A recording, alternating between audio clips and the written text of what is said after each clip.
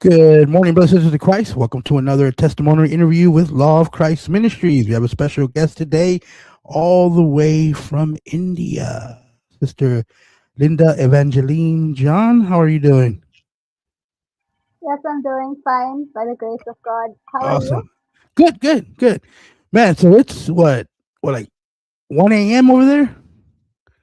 What time is Yeah, it? almost Oh, 2 minutes. Lord.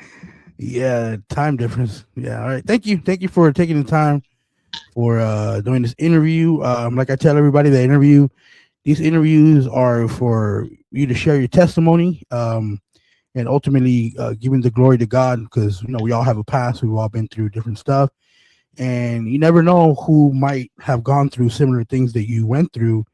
And this could be an inspiration for them, for whoever's struggling with whatever issues that you might have struggled with growing up. So we met recently, right, on Instagram for because of the Christian metal, Christian rock music, and everything that we seem to have in common. So I thought that was cool. So okay, so really quick, just give me a quick introduction about yourself. Your name, where are you from? Do you work? Do you have any kids? Are you married? And a little bit about your church, and then we can get started. So, hey, my name is Linda, and as Edgar already said, I'm all the way from India. And yes, we met on Instagram, and we started speaking because we had like similar music taste and all that. So, I am actually from India, but I lived like almost you could say 26 years of my life in Saudi. So that's a beautiful testimony that I would share, like how I started up in Saudi and everything.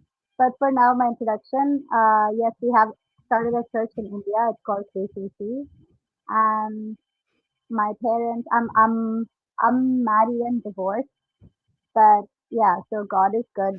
My husband, the person that they were searching for me was a drunk, and I did not want to get involved with someone who's into liquor or stuff like that. So since I completely changed my life from the past, it started with a lie, and I didn't want to build my relationship based on a lie, so I just moved on. So, Okay, cool. And what do you do for work? so I'm a teacher. A teacher. I'm a Okay. teacher. I teach kindergarten kids, and also I'm a psychologist. I've completed my master's in psychology, but I Okay. ended up in the field of teaching because I love kids. Okay. Okay. So real quick, is your church a home church, or you guys actually go to a building? Because I think I saw a video, you guys, or it was like in a house and everybody was singing. So is that like a home church, or you guys have a building where you go to? So our church is a non-denominational church. Like Okay. we have a lot of people from different cultures coming to our church, Okay. and it's a church started by our pastor who actually got a vision when he was abroad. So he was in London and he was doing his studies, and God called him and told him that you have to start a church in India, in Madurai and Trichy. So that's why he came over here. Do you Yep. have you ever seen anyone from the West come to India to evangelize? Any Uh, Americans or anything, like do they ever go to India? So the church that we were going to in Saudi Arabia, my dad was an elder in that church, and then he got shifted to the position of pastor. So we used to come along with a lot of Americans, South Africans, and everyone to Mm, India to do ministries and stuff. okay. Okay. And you have no kids, right? No, No I don't kids. have No any kids. kids. Okay. Okay. Cool. All right. So let's start back to your childhood. Let's start from the ages of when you were born to about 5 years old. So where exactly were you born? Tell me about your upbringing as a baby, or as that age group. Do you have any brothers or sisters? Were your parents believers? So from the time you were born to about 5, tell me what you can remember about that time, about your upbringing and where you lived and all that. So I will get into it directly. So I will start with my upbringing along with my testimony at the same time. If that's okay, Um, side by side. what? Let me. I like to go through different age gaps. Like we'll go one Okay. thing at a time. So just where exactly were you born? Tell me a little bit about your family growing up, like from the ages of when you were born to about 5, and what do you remember from that time? Were you born in India or Saudi Arabia? I'm a little confused. So I was born in Saudi Arabia, Okay. and my life, I think like we used to move to India and Saudi because I used to have vacations and stuff. So during our vacations, mom and dad used to come back to India. So I was basically brought up in Saudi, and I don't remember much of my life till the age of Okay. 5.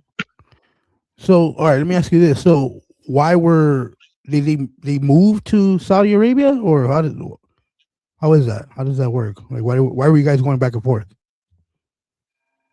So my dad moved to Saudi, like when he was, as soon as he was Oh, done with his studies. So he okay. took my mom, Oh, okay. and they settled in Saudi. And then my mom, she got pregnant with my brother. She came back to India to deliver my brother. And then the same thing happened with me. So she came back to India to deliver me, and then we moved back to Saudi again. Oh, And we okay. were brought up over there. Okay. So Okay. Is it a big difference between Saudi Arabia and India? oh yes, I love the food in Saudi. Oh yeah. Great. I mean, it looks nice. Like from the videos we see of Saudi Arabia, it looks nice. I know they're rich over there too. So I mean, it definitely looks nice. I mean, I'm sure the laws over there. I mean, they're Muslim, right? But outside of that, I mean, it just seems pretty nice over there too. But I don't know how it is over there with Muslims and other conflicts they might have. But okay, so you guys are going back and forth, and you have one brother, right? One older brother. Yes. Okay. Now, from the ages at this point, were your parents believers? So my dad and mom were like believers ever since they were brought up in a whole Christian upbringing, I could say. Now, see, that's interesting because I don't. Again, I asked this before because I don't know much around the cultures over there. But from my understanding, that region is not very pro-Christian, right? So I think you told me that India is mostly Buddhist. If I'm not mistaken. I think that's what you told me. So India is a Hindu country, Hindu. but Sorry, I'm sorry. Hindu. Okay. the thing is that way before, I think like you could say 30, 40 years back, India was a country known for mixed religions like Christian, Hindu, Muslim, Buddhism, and all that. It didn't Hmm. have any particular thing. Recently, uh, the Prime Minister of India, he's trying to make it into a Hindu country. And when we were Oh, in Saudi, it was a Muslim country. There was like strictly, if you are worshipping God, if you worship God, they'll put you in prison or they'll like send you yeah, back that's to what I've heard. Wow. So God. really, to be a Christian in any part of that region of the world is difficult and it's scary. It's a lot of persecution. Yeah. Wow, that's interesting. So do you know Saudi Arabia? Are they still strict on the religion part right now? Now Saudi is changing, and the new king of Saudi Arabia, he's okay towards Christians, so he started accepting Christians. Oh, wow. He Okay. is he's a half Christian, something like that too. So that is a beautiful plus point of all the prayers by Right. all the Christians. Yeah. Right. Right. Well, I mean, I don't know how true this is, but on social media, you hear that a lot of Muslims are becoming Christians now. So Hmm. that's awesome. That's awesome. Okay. So all right, let's move on. Let's say from the ages of like 5 to 10, 5 to 11, we would call that elementary. Like, how were you in school? Where were you living at this time? Or So we from keep the going ages, back and forth? yeah, Yeah. no, 5 to 12, I started going to school. So when I was at the age of 2 or 3, I wanted to say this, but when I was at the age of 2 to 3, I was about to be um, walking off a cliff. Like when we moved to India and we were staying at my mom's friend's place. There was this Wow. window with no bars. So I was about to like walk out of that early in the morning, and God woke my mother up to come and get me from the window. Oh man. Yeah, and the same thing happened once when we were in India. So we were staying at a resort. We Yeah, came like for and early in the morning, I was walking towards the swimming pool and about to jump inside. God woke my mother up to again come get me. So that was a beautiful start. I do not remember that, but my mom told me all that when yeah. I grew up. You're Okay. chosen and God Wow. to do this and stuff. So Okay. yeah, Okay. and Wow. then, yeah, I started school like when I was in I think when I was 4 years, four and a half. Okay. And were you in India or Saudi Arabia? I was in Saudi. I was in Okay. Saudi. Okay. So from the ages of 5 to 10, were you mostly in Saudi Arabia? You could say that from the age of 5 till 26 or 27, I was in Saudi. Oh, okay. All right. Wow. Okay. So tell me again. Tell me how your schooling. Your how were you as a kid? Were you a troublemaker? You a little bad girl? Were you a good student? Um, how were you between those ages? Um, I don't know. That smile's telling me you're a little bad girl, huh? Uh-oh. Uh-oh. I was awkward at school, but then I think I was a troublemaker a lot because I never liked peace so much when I was a kid. Even now, that hasn't changed. But, Oh, okay. What kind of trouble would you be getting into? so You're one of those little bad kids. I can already uh, little sinners, huh? Like what kind of I mean, again, you don't have to be all specific, but like what kind of things were you? Were you a very hyper kid? You just like to I don't know, like how were you? I should say that I was a troublemaker in such a way that I used to always like if the teacher says something against my mom, I used to go and tell that to my mom. And if my mom says against something against my teacher, I used to go tell that to my teacher. I Oh, do not know tattletale. how to discern what are the secrets you can be and what you can. Mm-hmm. Okay. Okay. All right. Cool. At this point in your life, there was still no Jesus there, right? Yeah. No. Okay. Cool. Let's move a little bit forward. I mean, wait, hold on. How were? Okay, you had an older brother. How did you get along with your family around you? Were you guys really close? I mean, is your culture? I'm assuming your culture is a very family oriented, right? Yeah, our culture is family oriented, and we do not move out like even after we're like 18 or 19. We tend to stay with our parents until we get married. That's how Big it and is married. to Yeah. India, for instance. Yeah. I would say that when we start to get to my testimony, then I could slowly Yeah. unveil Okay. the yeah the things that I never wanted to be that close to my family because I had a whole different scenario going on over here, Okay. and my parents were close to God.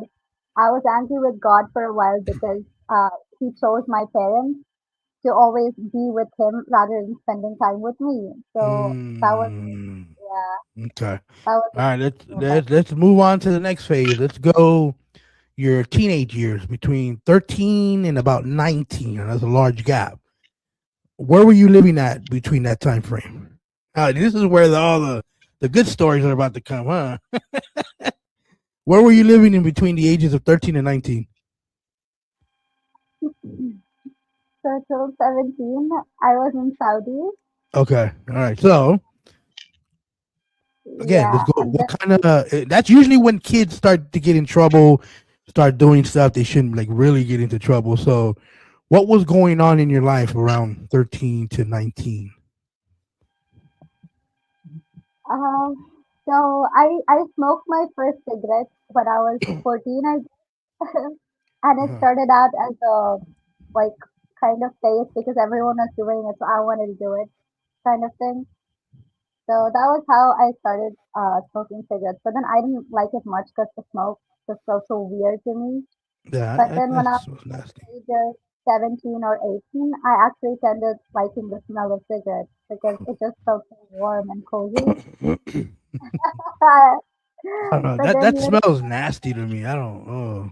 yeah, now that I think about it, but at that time, I don't know what comfort that I got from it, but it felt that way to me. And the way people introduced it to me was totally different. Try it out, you would actually like it, or something like that. Because, like you said, I was a troublemaker, and I was always different from everybody. So I had to create my own scenarios. I had ADHD, and right now, by the grace of God, I'm still dealing with it. Yeah. But everything that I did was different for me. And when people introduced cigarettes to me, they said, "You gotta try it out, you'd like it." And then I was like, "No." And then, like, "Okay, you're a win." That's how it started. Oh, got peer pressure. Yeah. So did you hang out with most of your friends, other troublemakers as well? Most of the friends that I had were not really friends. So they were just Oh, like, they introduced me to stuff, and I used you to just tried be it. alone. Yeah, I never liked being with people because being with people obviously just gets you into trouble unless they're the right kind of friends in Christ. Eh, I think it's dangerous. uh, you just like to get yourself into trouble then. Okay. Anything? I used to be targeted because I used to be the only Christian kid in that whole group. So anything they would blame it on me. So I'm like, whoa, better I stay back rather than get involved. Right. Okay. All right. So there was smoking involved. Anything else? Things that you were doing that you know you shouldn't have been doing. So I got involved with drugs Oh, okay. and Uh, alcohol. ooh, yeah. So Yeah. Yeah. Yeah, that's unfortunate. Yeah, talk it's a about com. Yeah. yeah. I mean, So talk about anything you want to share about that? Any whatever, any experiences or anything that you remember? well, I would say that the way people introduce things to you, right? It is it's a trap because see, in the end, speaking as someone who's always like obviously done everything like drugs or weed or cigarettes or alcohol, I could say that that one sniff of MD or Coke or whatever, and Oh, that wow. ecstasy that you pop and paper, acid, whatever you do, it's Wow. pleasure just for that one time. But then throughout life, you kind of throughout ages, you just become into something that's non-existent without the use of that. Yeah. So Wow. I would love to elaborate about the substances if I could do it. Yeah, yeah, go ahead, go ahead, go ahead. Go ahead. So basically, so there's this thing called paper. Okay, paper. Acid, Yeah. right? Yeah. Yeah. So what acid does to your brain is that it triggers the dopamine and serotonin sectors in your brain to give creativity. Okay. So basically, if the human brain is like this, and you are made by God this way, so slowly, as you keep doing things, the story of the talents, when you keep doing things, God pours His Spirit on you, and then you are able to do more. But what paper does, what acid does, is that it just loads your brain with so much of uh, sensory inputs or outputs, whatever, and you just have a blast. So it's like, it just overloads your sensors and creativity overflows. But at one point, when you keep doing it throughout years and years, just for that one time of day or for enjoying music or whatever, it slowly you come to a point that you are non-existent without the use of that substance. That's how I felt in my Wow. life. Wow. So, Wow. and then Now, ecstasy, I would say, yeah. hmm So sorry, let me sorry, ask you you this: can. did your parents know you were doing all of this? My parents were fully aware and they And didn't like it. That's the reason I used to stay away from my parents. Remember I told you that I was yeah, not yeah, like because I yeah. wanted to stay away from them. Uh-huh. But okay, so it's like a 20 questions on that. Okay, so they knew what you were doing, and you were living with them. They didn't like they just didn't like it, but they didn't say anything to you. They didn't threaten to kick you out or like how was it like? Did he yell at you? Like, what was going on there? 'Cause I know how I would have handled it if my daughter was like that. Uh-huh. But how did your parents handle it? So I told you that I was going through a relapse phase. Like every time I Yeah, tried leaving, it became so worse that my attitude and my character kind of changed completely. So when me and my mom used to get into fights, usually it's just verbal. But then after I stopped doing all the drugs and everything, like this was not when I completely stopped. This was just a break. Like when I went yeah. back to Saudi after my college, I did not have access to drugs over there, so I had to smuggle drugs from India to take it to Saudi.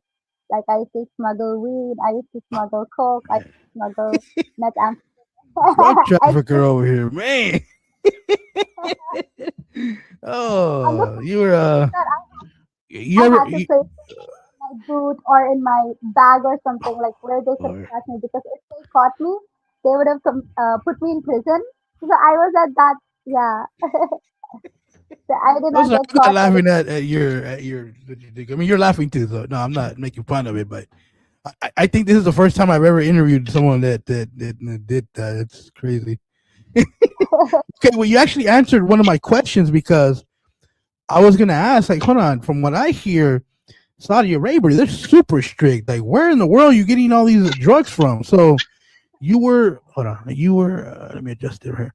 You, hello? Yeah. You were getting the drugs from India and then taking it to Saudi Arabia? Is that how? Oh, so I used okay. to take the drug from India and peddle it in Saudi to all my friends. They used to be like, "Oh, bro, you're Oh, coming from India. Can you get me oh this? Can you God. get me that?" Oh man, that is crazy. Yeah, female Pablo Escobar over here.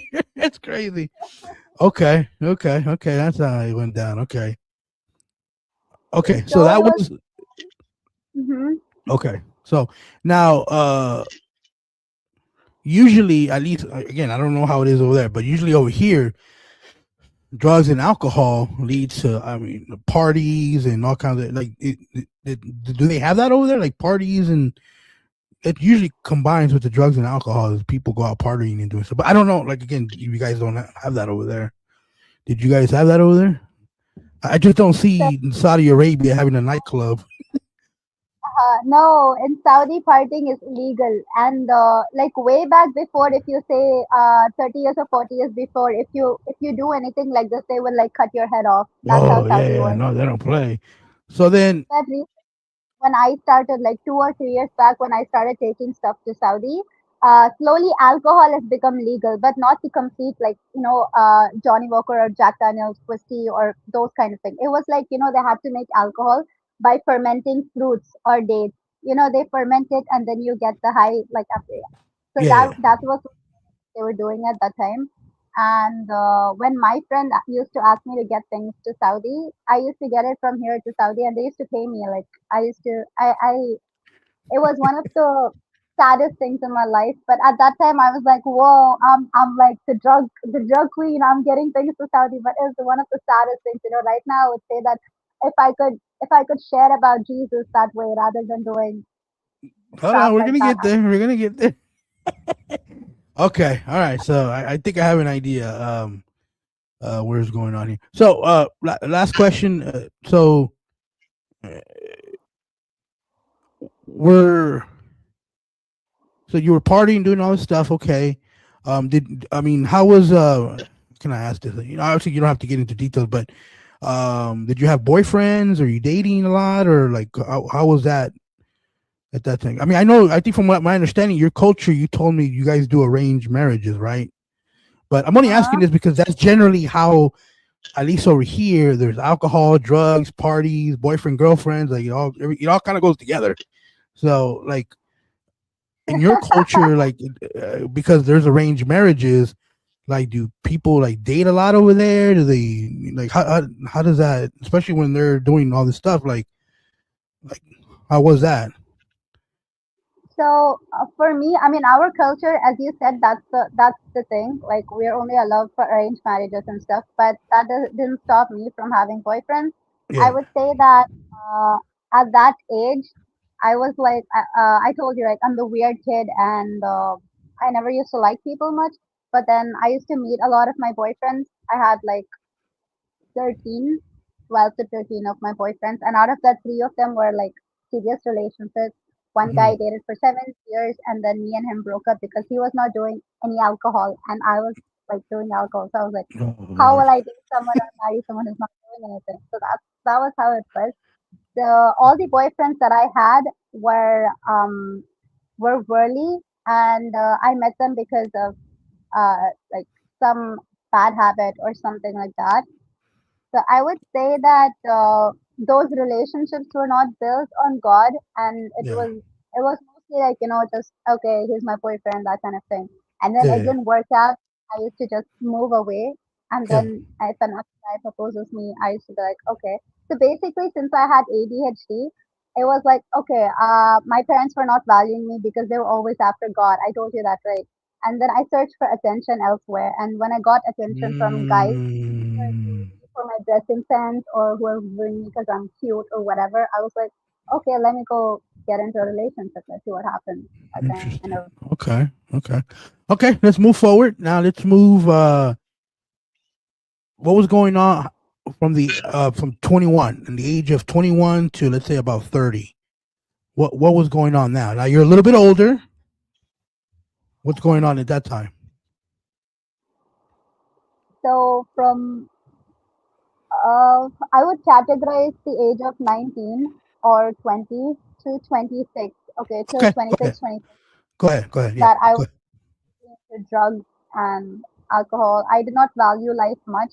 Like this was the phase of life that I completely stopped trusting God. So in the beginning, my parents were pastors and elders of the church. So I used to lead worship. I used to like give messages in church. I used to preach the word and stuff. But then when I got into this phase, I completely moved away from God because I was like, okay, so if God is taking my parents, he's taking my parents all the time. And then what about me? My parents are not valuing me. I completely moved away from God. I started practicing Hinduism. I started practicing being a Muslim. I started practicing Buddhism. I started so in Hinduism we have like different kind of gods. So I started praying to Shiva and I started praying to Kali.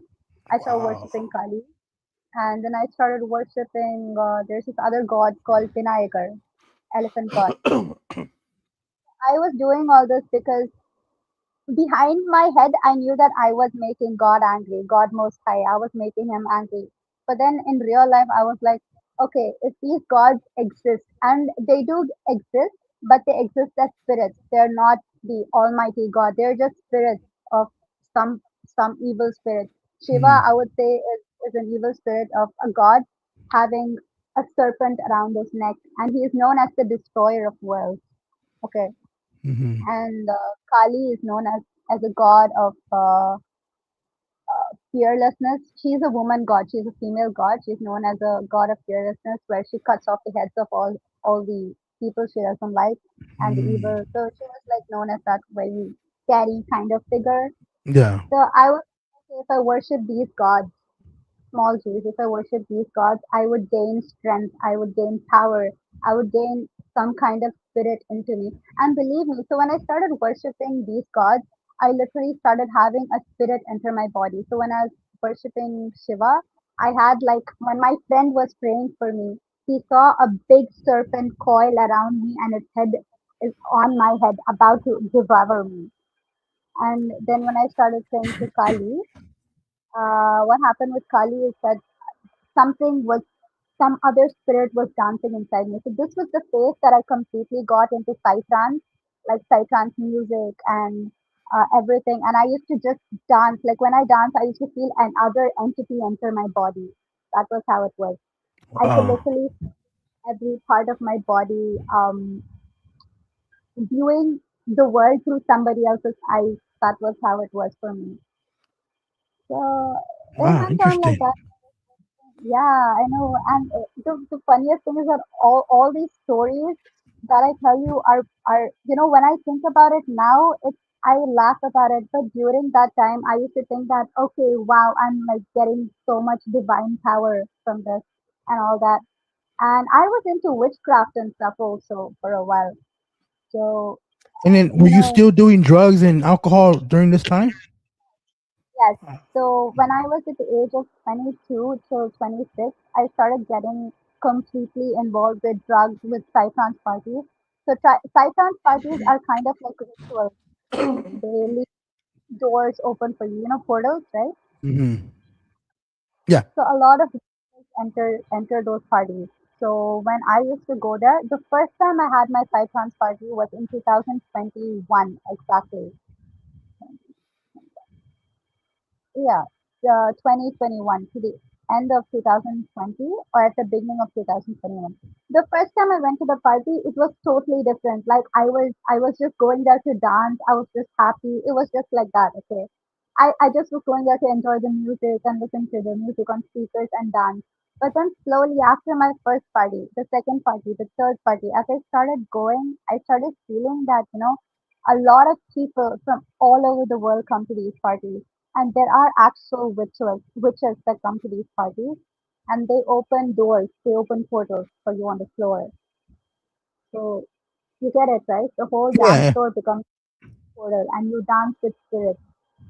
So this thing was happening, and this was the time that I had another spirit completely enter my body when I danced, and I was somebody else, and it was like that. Oh, interesting. I've never heard any of this stuff before. Okay. Okay. That was up to the age of 26, you said, right? Hmm. Okay. Let's move forward now. What's going on after 27 and to from 27 to whatever age you're on now? What's going on? At this point, this is India, right? Where this is happening? Yeah, yeah, this is Okay. something. Yeah. Okay. So let's go 27 until now. Tell me how you get back with the Lord and how everything starts to change for you. So, from the age of 26 to 27, I started having like small snippets. Like the Holy Spirit was telling me, like, um, actually, I used to think it's my inside voice, okay? Hmm. But then right now, when I would say, I would definitely say that's the Holy Spirit. So at that time, I used to feel my inside voice is telling me that don't do this. This is wrong. You are spoiling your health. You're ruining your health. So when I used to smoke so much, I used to be so in college I used to be known as the bong queen. I could outsmoke all the guys. So that was like a thing Lord. for me. So that put me into a thing that this is not going to affect me in any way. That is the kind of friends that I was with. So coming back to 26, I used to think that how much ever I smoke, it's not going to affect me in any way. So I used to smoke, and then at one point, okay, there was this guy. He was an amazing preacher. He was known as Todd White. Todd White. His name sounds familiar. Okay, keep going. His name kind of sounds familiar. Go ahead. So he is also a pastor, and how his story was that when one day when after he smoked, uh, he was lying on bed, and then a spirit, an entity, just was sitting on top of him and was choking his neck. So Mhm. after I saw that testimony of his, and after that he decided to just leave everything. After I saw the testimony of his, the same thing, I started having epiphysma. So epiphysma is a condition that you can't breathe, like your breath becomes shorter, like you can breathe like a complete breath. So that's what epiphysma does to you. Okay. And I started having things like that. I couldn't breathe completely, and my breath became shorter. I started having like heartburns and gastritis and stuff like that. So I used to think that okay, I just need a break from smoking and then it's gonna be all okay. But then the little voice in my head told me that you have to somehow leave everything because you are ruining your health little by little. And when I started doing a lot of research about it, I used to, in fact, trust me, fight with God and all the people saying that smoking a little bit of weed is not wrong because it's in the Bible. You created this plant. That was my defense towards the public and my parents, as a matter of fact, that God created this plant.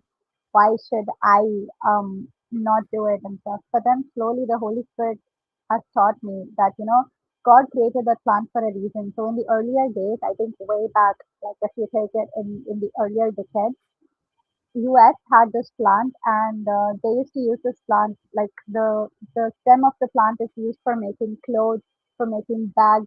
The leaves were used to make something. So this plant was basically used as a multi-purpose plant, you could Yeah. say.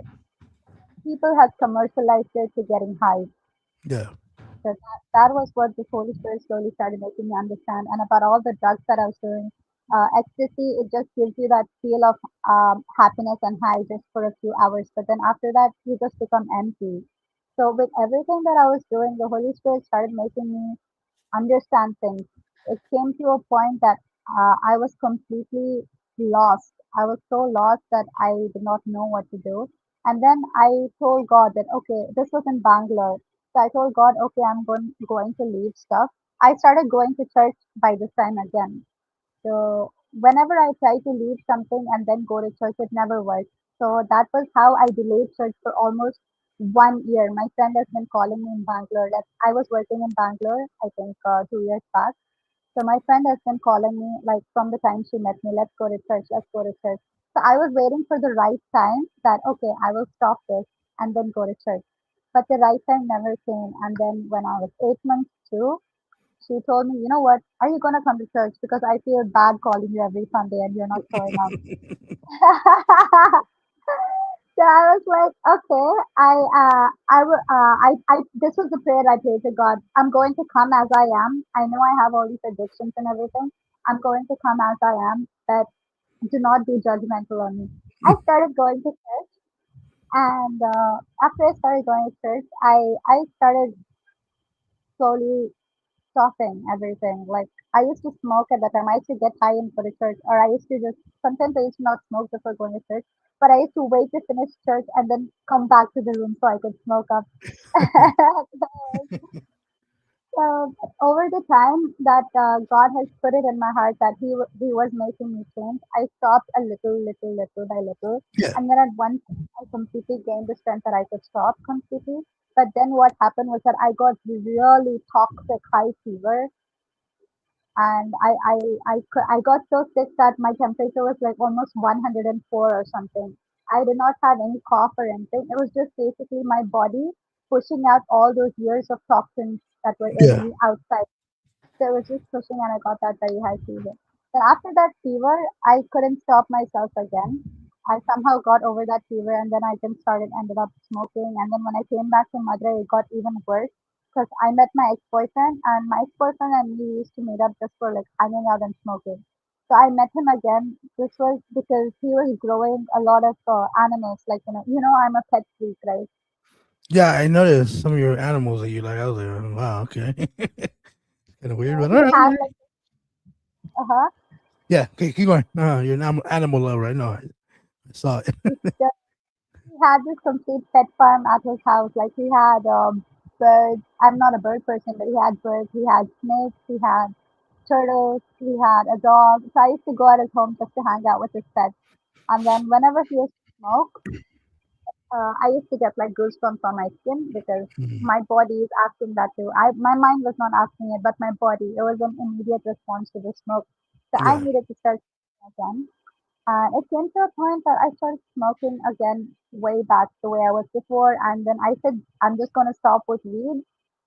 But then again, weed and oil and charas, I just said I'm going to stop with that. But then again, after starting all this was again a gateway. So I think people in this world, they have to get this straight. So if they start with weed, just being weed, it's going to be a gateway drug to everything else. Because Mhm. that's how this time I just started with weed, just as weed. But then again, it led me to all my paths of ecstasy, MD, coke, methamphetamine, and this and that, everything. So I again started getting back into everything. And my mom and dad were getting so worried about me that they kind of got me married in the month of November 2024. And again, I was already figuring myself out at that time. So when they got me married, um, the guy that I got married to was, I told you, right, was basically, he told me he didn't have any bad habits and stuff before the marriage. But then after the marriage, like he was like, okay, I'm going to drink and stuff. And I was like, I'm not going to stop my bad habits. So it was basically like a competition from both the sides.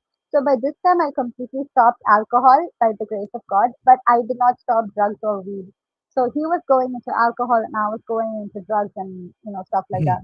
So we were like having a competition. And then at one point, he ended up drinking so much. And then when he got home, it became like a whole controversial thing that either you leave either you leave the home or I'm leaving home. That's how it came to.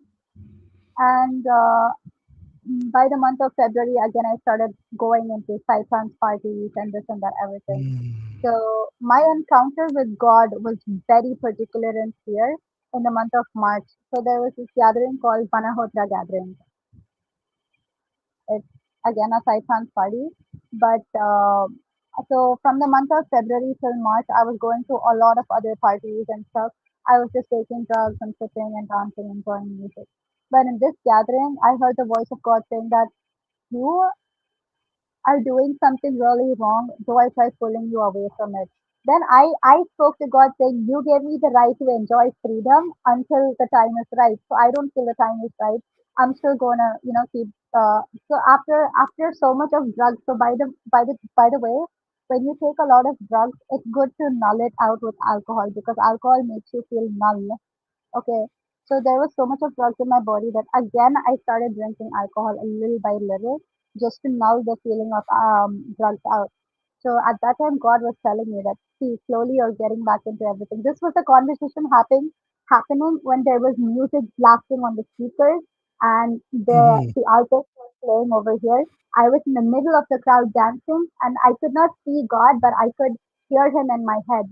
Like literally. You are Yeah. doing something by pulling you out of it. You are getting, and he gave me this beautiful example that so a pig, a wild pig, if you pull it out from the gutter and you like bathe it and you clean it and you do whatever, it again ends up running into the gutter, Yeah. right? Yeah. Yeah. So God gave me that example in my head, and I was fighting. I shut God out literally. I was like, you know what? Please let me just enjoy the party. I do not want. I was on so many drugs, so I could not focus on God. I was like, please let me just I promise I'll get back to you, but after the party, just get back to me. That's how I was with God. And I was trying to shut him out and I was trying to again get into the vibe of the party.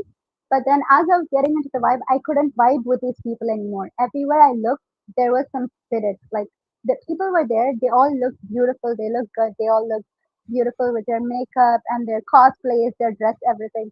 But I could see that there was something standing behind them, like a shadow was standing behind them. I never could see that when I was in it. So I used to be like, okay, we all are dancing together.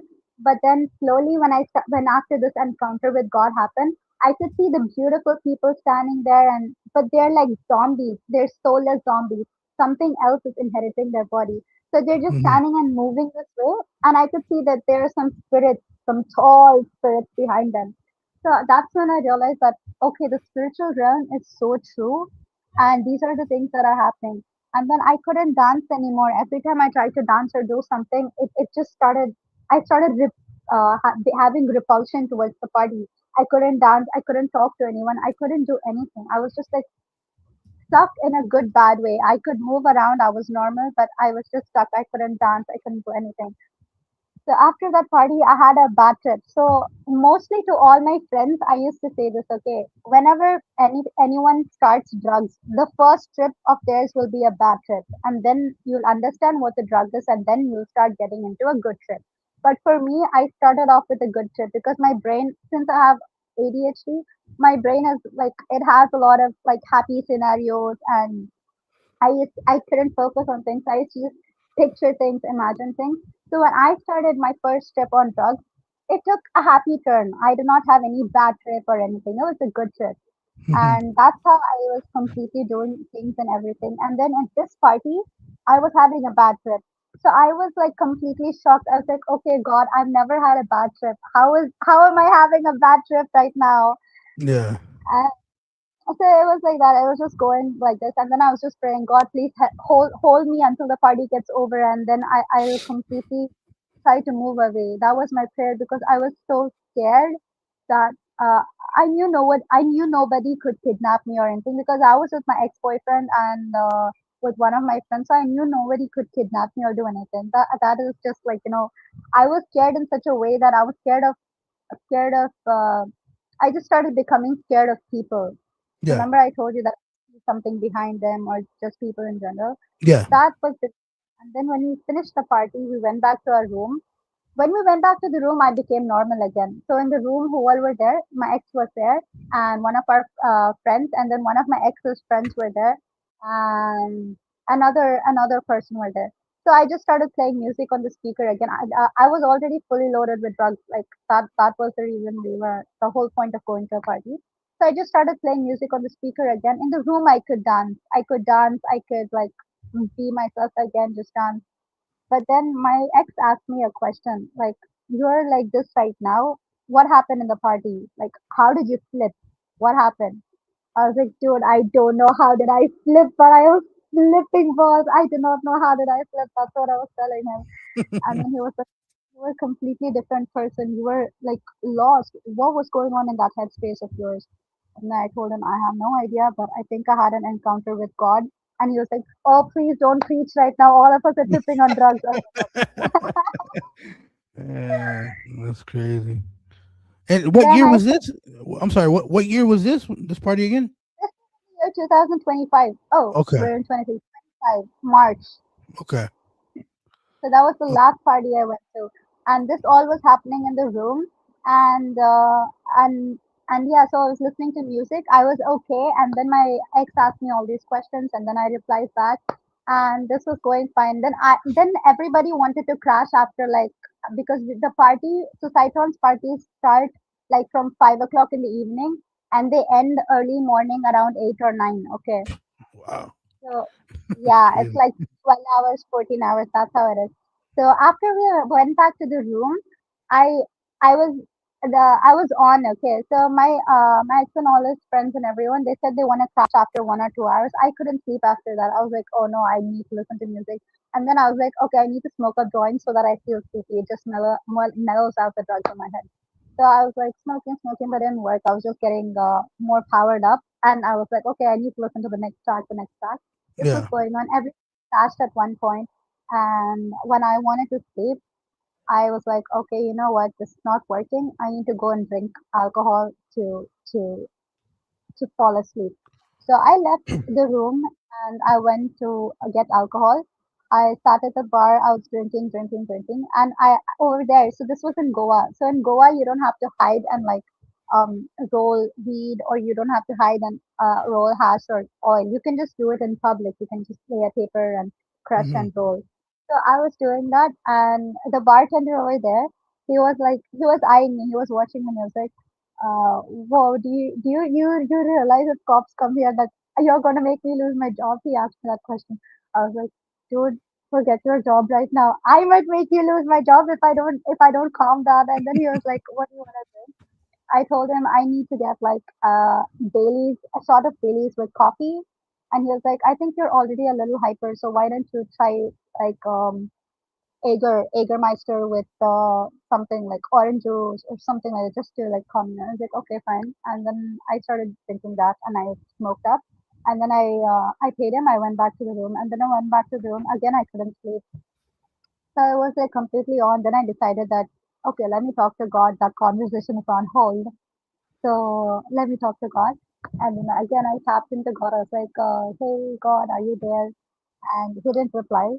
And then I just started talking to myself. So while I was talking to myself, I could feel the presence of God again telling me that you keep saying, "This is your last, this is your last." When are you deciding you're going to stop? Imagine if I completely remove my hands away and you completely get involved into drugs. Either you're going to get a death by drugs, or you're going to end up in prison, or you're going to end up spoiling a lot of people. Because for me, I never used to get high. I used to get high in such a way that I never bad trip or anything. So all my Hmm. friends or anybody I do not know who meets me, I used to get them involved into smoking or drinking and stuff like that. I used to be the starter. So you have a question about that? I feel. No. I'm listening to you. So okay, because we're wrapping up here, we're running out of time. So from that day, from that party, you said it was May 2025. to right now, as you and I are talking, what has changed, if anything? So I remember I told you I got that fever. Yeah, Again, the same thing happened after the party on March 25. I started working my way through things, and then I think on 25th of May, I started going to church again. This church that I'm going to right now, yeah. KCC Kingdom City Church. City Church. So Okay. I started. This was my first time going on the 25th of May 2025. Yeah. Uh, Most of the churches in my place are all Tamil, so this was the only English church. Okay. Uh-huh. Okay. So I started enjoying going to this, and then after my first encounter in church again on 28th, I had to leave to Ottanjatram for for another job, the job that I'm currently working in. So I had to go for that. And then once I went to Ottanjatram for that, I was fighting with God. Now that you just got me into a good church, you're moving me away. I how do I recover from this? Like what happened? And then God told me, do not put your there's this verse in the Bible that says, some put their trust in chariots, some put their trust in horses, but we Hmm. put our trust in the Lord. So that was the word that kind of spoke to me. Do not put your trust in the church, put your trust in me. Have faith in me. I'll help you endure this.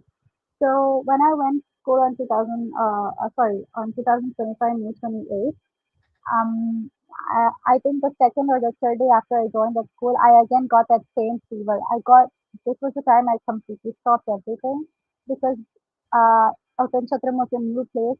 I did not have place for any weed, or I did not have, and I was staying in a hostel, a girls' hostel. So I could have had chances to do something, but I was like, okay, let me turn over a new leaf. And then God gave me this verse, and I was like, okay, so what do I do, God? And then I got that fever.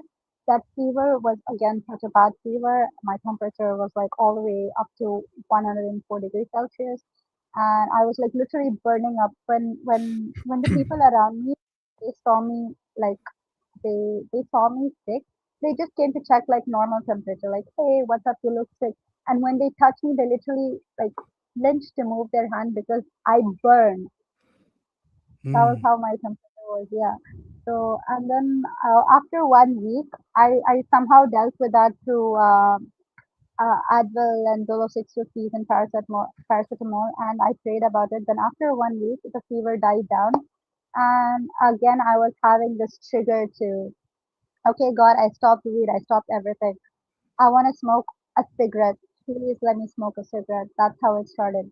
And God was like, no. And then I was like, just one cigarette. He said, you started with this one cigarette always. When is it going to stop? And then I asked him, how do I fight this? So in this, beautifully, God showed me something is that you start with one cigarette, it's again going to end up with a lot. Yeah. But Yeah. then, what's going to happen is that even that one cigarette can either trigger a cancer, or it could cause emphysema, or it could cause the alveoli in your lungs to the sac. You have like in your lungs you have these alveoli sacs, right? Hmm. So the smoke can cause all these alveoli sacs to, what do I say, to clog.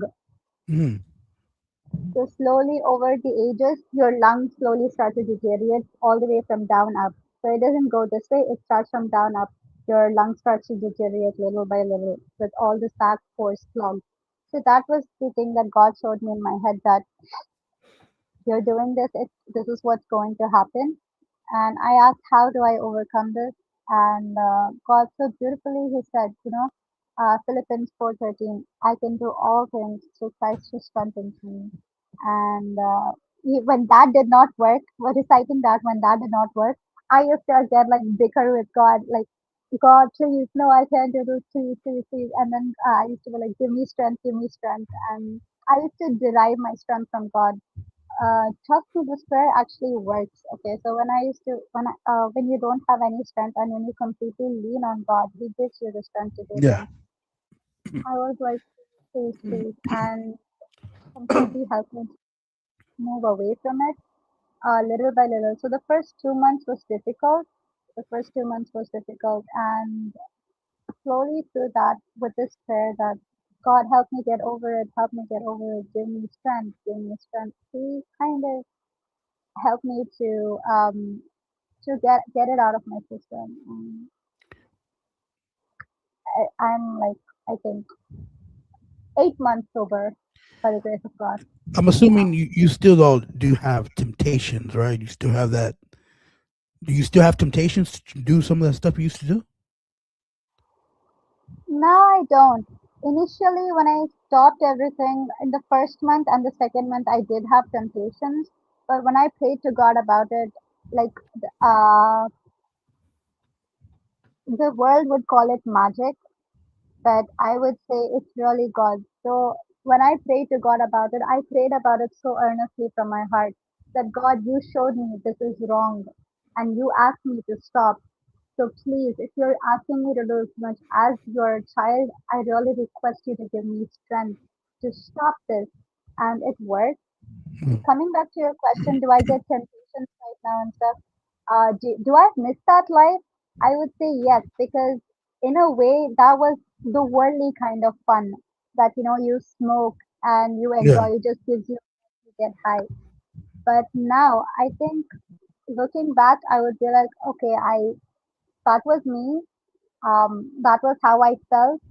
This was the kind of high I got, and these were the friends it led me to, and these were the consequences of all these four decisions. So all the consequences were really bad.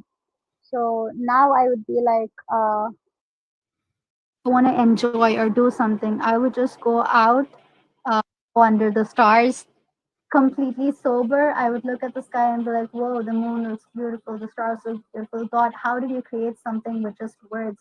Like this is beautiful. When you just try to think, when you try to put God in your head, eh, words you cannot find words to describe how magnificent he is. And if I had to get high and enjoy his creations, that proves that I'm under the addiction of something. And Yeah. another thing I would like to share is that um I would tell this to all the young people who are watching. Take it as a challenge, like whether you trust in Jesus or not, take it as a challenge. Don't let the drugs control you. You be control of your body. You try to control your mind. And if you cannot and you do not know how or who to pray to, you could derive your strength from God by just praying into the sky that God give me strength, help me overcome this because it's bad for my health. These are the issues it's causing me, and he will like really give you strength about it. That's what I did. Okay. Good. Good. Well, that's a good segue to. This is what I ask everybody. So your testimony, the issues that you've had, it is very, very common. Very common, especially here in this Sorry, country. I didn't hear you again. No, I was saying, oh man.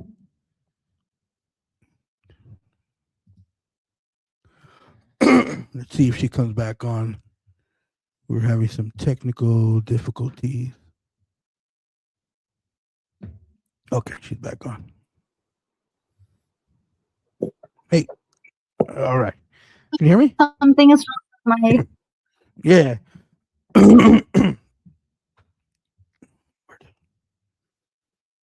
That's the problem with technology sometimes. Let me give her another second, see if she can come up.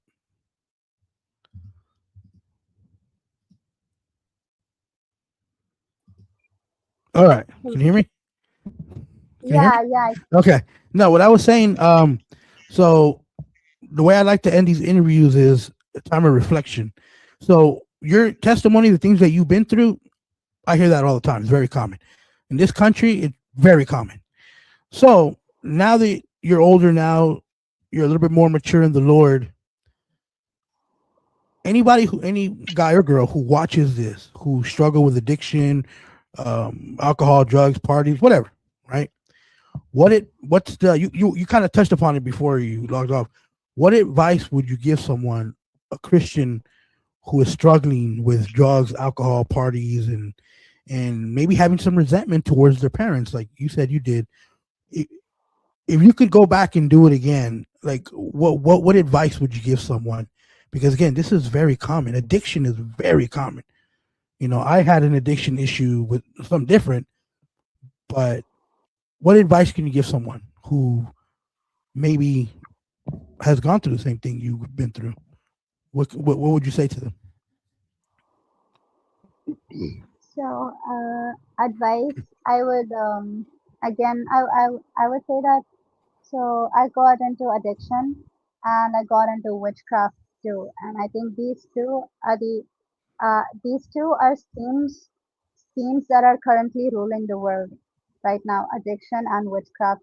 So when I was into witchcraft, I felt that I could gain power to anything, and I could do anything to anybody using the power of that was like given to me. And when I was in addictions, I would say that it gave me a different kind of headspace to like be myself. But that is totally a lie.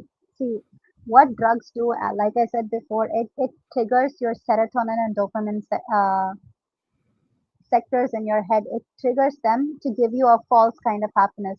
But Yeah, you could actually trigger serotonin and dopamine in your head when you exercise, when you do something that you love, that's swim or dance or play sports or whatever it is. You can trigger it by doing things that you love. But whereas when you do drugs, slowly over the ages, it kind of hardens into such a way it becomes stone, and you would need only drugs to trigger it to gain happiness or something. So this is how addiction controls young people's minds right now. It starts out as a one-time thing. It starts out as a thing of happiness or whatever. But over the ages, when somebody is addicted to it, it completely makes you rely on those kind of things rather than relying on the person's own ability to provide his happiness by doing whatever he loves. yeah, So my advice to people who are addicted, I would say, your body is a temple of God, the first thing. Second thing, you are stronger. You can do all things through Christ who strengthens you. You are stronger than the drugs that are holding you prison. Okay, the drugs don't have to hold prison. If you have ADHD and if you're taking something to calm you, like if you're taking weed for ADHD, trust me, hold yourself in a place, try to hold your fingers and breathe in, breathe out, saying, like breathing, breathe out, saying and feeling God in you so that that would help calm you down. And if you're dealing with depression and you take ecstasy or whatever to just give you that high, don't do that because you could heal depression. I know depression is such a serious topic, but you yeah, can heal depression definitely, definitely. in such a way that you surround yourself slowly by loving yourself, by showing love. Sit in front of the mirror and positive confession about yourself that you are fearfully and wonderfully made. And whatever that is causing the depression, you command it to leave because you are able to command anything in this universe. That's the power that is given by God to us. We don't have to go beg any spirits to provide us power. We don't have to beg anyone else to provide us power. That is the power given by God to you to overcome anything by speech. Life and death is in the power of the tongue. So if depression works through you and you get, so the things that I had before, I had ADHD, I had depression, I had suicidal trauma, and I am slowly getting out of BPD right now. So these were the four things that I had, and by God's grace, I'm completely out of it. So when I was having all these things in India, how things work is that my mom, when I told her that I'm dealing with all these things, my mom said pray about it. She did not take it seriously. And when she did not take it seriously, I started looking to attention to drugs and this and that everything. But right now, I would say that you know, when I started figuring out, so I did my master's in psychology. I completed my undergrad, my postgrad in psychology. Then I started realizing that these are not normal things. These are mental health disorders. But the beauty of this is that, of course, you do need a psychologist to help you break that uh, threshold and enter into a different thing. But the beauty that how I overcame all these things is really, I did not go to a psychologist or anyone. I started praying really hard about it. I really started like, God, this is troubling me. I cannot do this any longer. I don't want to live if I have to live this way. I was fighting with God. And slowly God showed me that because of all these things, I am loved. God did not come here for someone who is perfect or for somebody who is, just like having no health issues or anything. He came here for somebody who's dealing with all these things so that he could help you get over it. So God helped me get over all that. So all the people who are dealing with depression, again, depression, anxiety, and all those things, these are very serious things. Yeah, I would definitely. you meet up with a psychologist if you want to, but take it from somebody who had all those things. I would say that start praying really hard about it, and like your prayer doesn't have to be like, okay, I'm only praying to this God that He has to answer me. No, it doesn't have to pray that. You can just start a prayer this way: God, I know that you exist. I'm feeling very alone right now. I'm feeling very depressed. I'm feeling suicidal right now, and I feel that I have to commit suicide in order to gain happiness. Or I feel that if that's how you feel, and I feel depressed, and only if I have this in my life, or only if something is there in my life, I won't feel depressed. That cloud that is behind you, or that spirit that's hovering over you, causing you to get depression, break it. You can say, I command you to leave my life. I command you to leave me, and it would leave. So life and death are in the power of your tongue, and that power is given by God. And as someone who is involved in witchcraft, it all seems fun and like cute by starting with your herbs and cute little spells and crystals, and using those crystals to radiate every frequency in your body, like for your head chakra, for your mid chakra, and all those things. So you use crystals to radiate all that, and you cause spells by burning small, small herbs or incense or whatever it is. Slowly, as you make your way through it, you slowly realize that you have to sacrifice animals, you have to sacrifice someone that you love, or something that you love. You have to burn it, or you have to give it to the opposite, as in the spirit that's giving you something. You have to return a favor to it by either sacrificing an animal or sacrificing, like, imagine this is my favorite pillow, and I don't let anyone touch this pillow. It belongs to me. So what I do is that the devil knows that this is your favorite pillow, and you won't sacrifice it for anybody. So what he does is that he asks you to sacrifice this pillow for him by Yeah, burning it, or by giving it to him. So that is how it starts. So when you're midway into witchcraft, these are the other things that happen. And towards the end, you feel that you gain everything, but you're actually losing your soul little by little. And this is a very serious thing that is going on right now. uh, People have been commercializing witchcraft, and have been commercializing new age witch and all that. I think this is common in US too. yeah, oh yeah, yeah, definitely. Yeah, so this is how it is. They commercialize it in such a way that it it it pulls the younger generation into be like, whoa, I want to be like this person, or I want Yeah, to yeah, do this, or exactly. do that. So that's how it works, and it starts pulling you. It seems all flowery and sweet in the beginning, but then as you go through with it, it's like it starts pulling your soul. You start losing your soul little by little. And I have to share another incident. uh could I? Oh, you know what? We're really running out of time right now. Sorry. Um, maybe I actually want to hear it, but you could tell me. But yeah, we kind of went over a little bit. Sorry on the time. But yeah, okay. Yeah, thank you. I really appreciate your time. I know it's super late over there, but yeah, I'll send you a copy of this if you want to listen to it. But I thank you. I appreciate it. Like I said, this is a very common problem. I'm sure everywhere, especially here in the United States, we it's a big problem. So, but there's hope in the Lord, and yeah, thank you. I appreciate your time. Yes, Okay, thank you I'll for talk to you. having. All right, Yeah. bless. Have a good night. Bye.